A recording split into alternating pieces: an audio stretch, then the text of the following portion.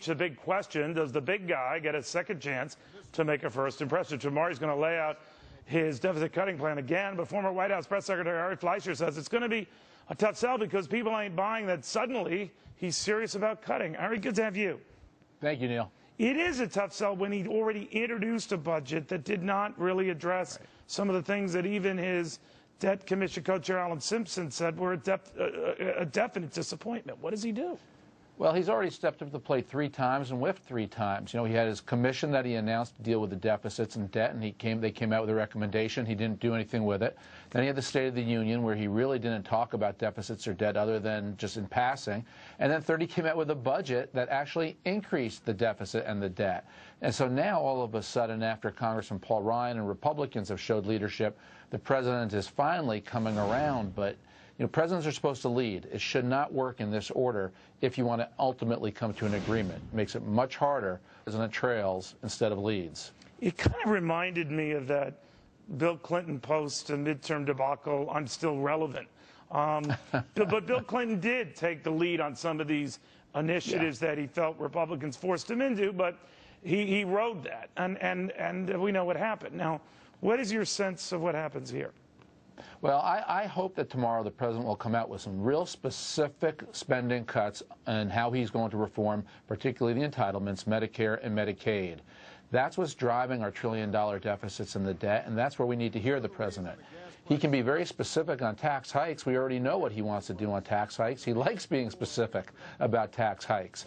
The real question is, will he be specific about entitlement reform? Because if he's not, frankly, he'll be 0 for 4. This will be his 4th chance to say something that moves the ball toward the center, and he won't have advanced it. You know, I just get the feeling with the timing of this speech, he realized what a big hullabaloo was created when Republicans sort of backed him into a corner on these concessions on a budget that's not a budget. We could differ over what kind of concessions they were. But bottom line, the momentum seems to have left him, whether it's Ryan talking about big picture stuff on Medicare and Medicaid. You can argue what they're proposing, but they're proposing stuff. They're doing stuff. And he just seems like, you know, the butler in Batman not moving. You know, what's the deal? You know, Neil, the problem is it's not just this. It's also when the Iranian people took to the streets last year, the president did nothing and said nothing for days, silence. Libya, he acted way after it was too late, and now we have a stalemate that I don't see any way out of. It just seems on all the major big issues, the president either lets Nancy Pelosi write the legislation when the Democrats are the majority and sits back, or now that Republicans have the House, the president doesn't really move one way or another. And I think this is one of the issues that we all saw when we elected somebody who didn't have a lot of experience and certainly had never been an executive in his life. But what if it's something more subject there? And I don't mean it certainly to disparage the president, but this no drama Obama thing, that maybe presidents need a bit of a verve in them, a bit of a, you know, an emotional quality that doesn't seem there. Well, I'm less worried about his emotional qualities. I'm more worried about his ideological qualities or lack thereof.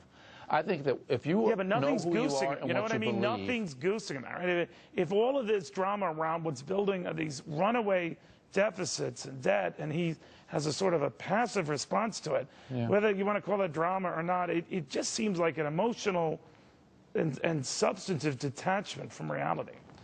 Well, holding the Oval Office is a lot more than just sitting in the chair. And you have to be prepared to take your lumps. You have to be a leader. You have to make bold initiatives and lead on them.